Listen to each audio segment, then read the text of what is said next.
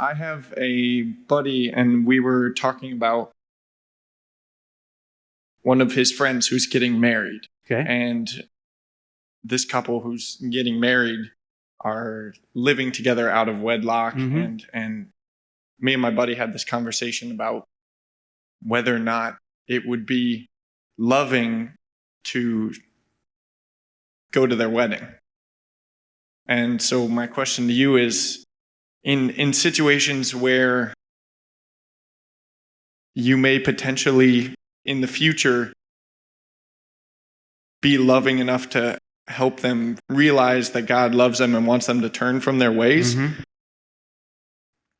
is there a way that you would go about deciding whether sacrificing a relationship for something that is loving now versus holding your tongue now for potentially being able to, in essence, share the gospel with them later? Like, at what point are you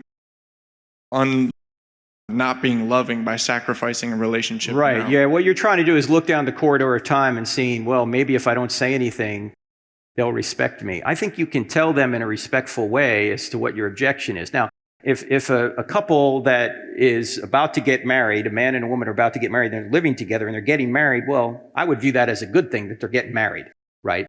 So you're celebrating the wedding when you go to a wedding. And when you go to a wedding, what you're doing is you're saying that you will support them in staying together. That's what you go to the wedding for, right? Now, if you're going to ask me the question about going to a same-sex wedding, I would say no, you'd be lying because you don't want that union. That's against God's will. So to go to a same-sex wedding would be a lie on your part.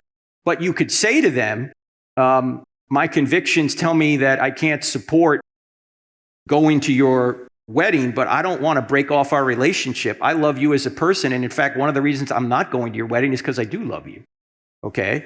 And I hope you can understand that. And I hope maybe we can have dinner after the wedding.